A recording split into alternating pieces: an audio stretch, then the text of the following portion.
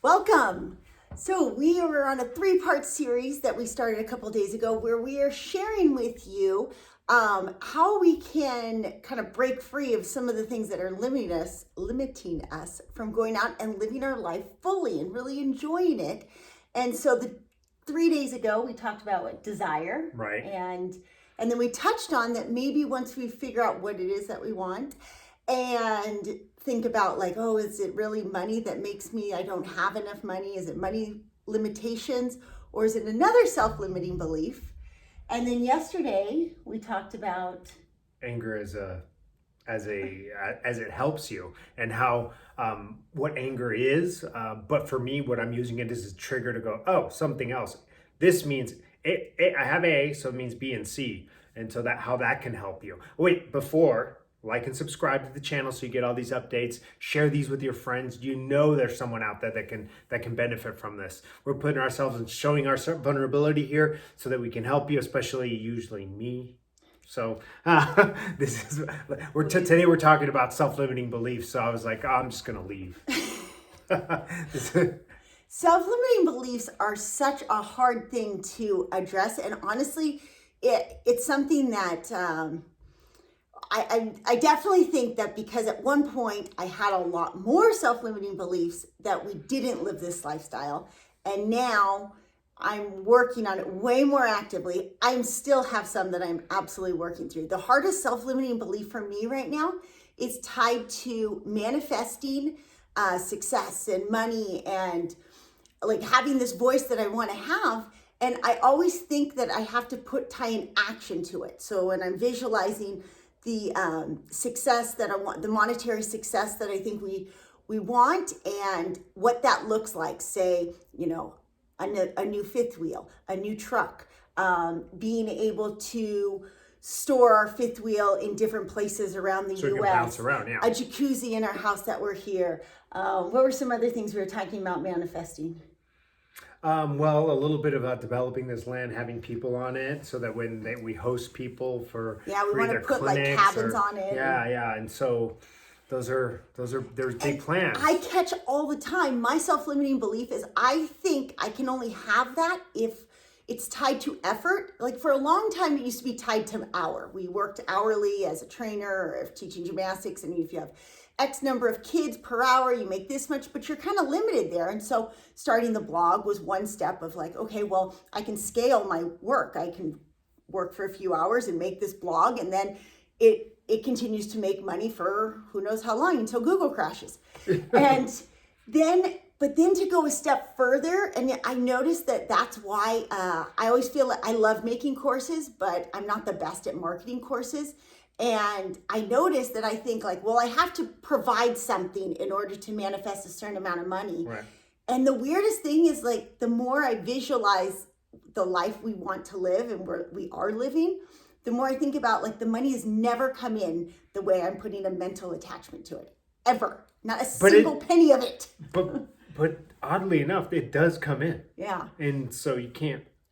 In crazy ways. So these self-limiting beliefs can free up so much. You might want to look at it. What story are you telling yourself? Yeah. Right. That's the simple way to think about a self-limiting belief. When I work with clients, they think that. I actually got off the phone a session with this 75-year-old gal who thinks that, well, I'm just old. I can't.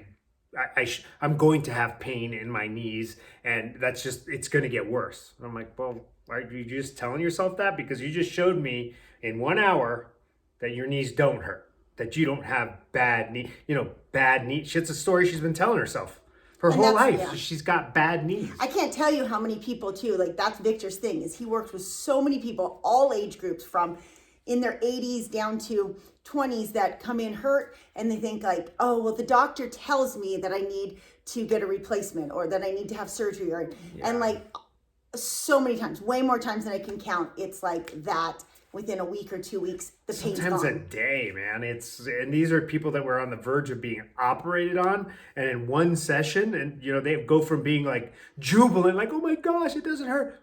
Oh my gosh, he was gonna operate on my neck like next week.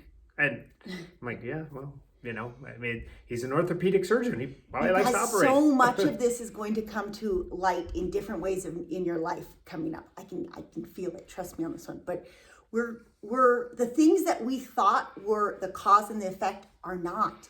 And it's something as simple as, we see it in the allopathic medicine more, and like a doctor wanting to operate, and we're able to fix it through nutrition and certain exercises. But even in stuff with Germanic medicine that we've been learning about more and more. Oh yeah, that's pretty powerful stuff. It's right on the cusp of everything that I've sort of known.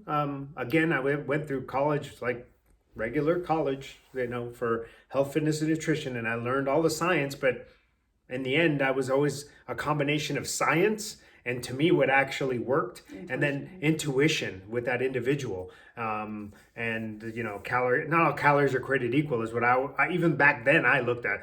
They're like, oh, they're overeating. And I was like, oh, I don't know. And I'm like, and they used to show me that food guide pyramid. I'm like, I can't eat that food guide pyramid. I know that. And the same thing, and that's kind of shows that mind-body connection. Can a person through poor mental state make themselves ill? Yes. That's all if you believe yes to that, then you know that you can make yourself sick. But by the other token, you can make yourself well. Yeah, and it's not just limited to your health. It will completely transform your travel, the experiences you do, your sports, and really, most importantly, in how you raise your kids and the relationship you have. Because all of a sudden, when you change that thought process to what I have to do or what I'm supposed to do or what I'm telling myself is limiting me and not getting me to pull the trigger. We just drove from St. George up to Polson, 5 days here, and we're turning around. You won't see us for a couple days, and driving back. Like, that's a self-limiting belief that probably before Victor would have like, well, we can't do that. And I'm like, well, why can't we? Well, now it's different to say like, well, I don't really want to sit again for 12 hours. No one wants to sit for 12 hours, but the goal is I know what everyone's going to be like in that scenario. And I know how I was the last time and how I can predict. And so when I tell myself, well, I can't adapt quick, I'm like, well, this is a very good example. That was one of those self-limiting beliefs. I just don't, I learn slow. I don't adapt quick. I can't, well, I'm starting to get out of that story. Just by reframing and saying like, I can adapt. Screw it. I'm gonna figure it out. There's only really a couple things I need to really feel good in my life. And so one of them is right here. And so as long as I'm with my family, that's one of the big, that's sort of my two, right? And so I can help using that, understanding that, and fight those stories that I tell myself. The other thing is, like, for example, for the longest time, I just can't learn an online training. Well, I'm technically doing it. All I do is online training now. And I'm okay with it. I'm like, well, it might be nice to work with someone in vivo again, but I don't necessarily need to. And it frees me up to go do this with them. Yeah, emotionally too, because you're not having to drain yourself going back and forth. Yeah. So we hope you enjoyed this 3-day series. This is something we just slightly started to touch upon. For going further into it, I have a chakra healing course because a lot of these self-limiting beliefs are really tied into blockages in the chakras.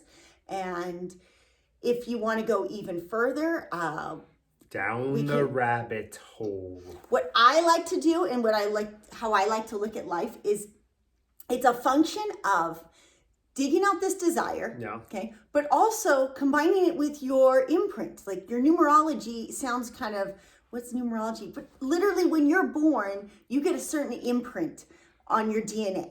And when you take that, that's kind of what makes certain Enneagrams show up and certain Myers-Briggs is you look at that and then, it's mixed in with your upbringing and you get this like unique, you really do have this unique purpose that's just for you. And the better you are at like figuring that out, then it makes everything open up for you in life. When you know your purpose, then things fall into place. And so obviously mine is using my throat chakra right here. I record so many videos. I'm like, mine is defending her throat chakra. So All right. We will see you in a couple days. And we are going to be, when we get to St. George, we are going to be talking everything about RVing. We're going to tell you what the best RV is, which RV you should choose, why we chose one and then switched to another, how much it costs to live in an things RV. like how many forks do you need? How many plates do you need? What should your pantry look like? How to organize your RV. Yeah, we're going to go all RV. So if you're like, oh my gosh, Robin, don't tell me more about my limiting beliefs and how much I suck. I don't want to hear it anymore. Good. You don't have to hear it for a little while. We're going to go back to RVing and then some adventure stuff and mix it up a little bit. Okay? Yeah. All right. Thanks.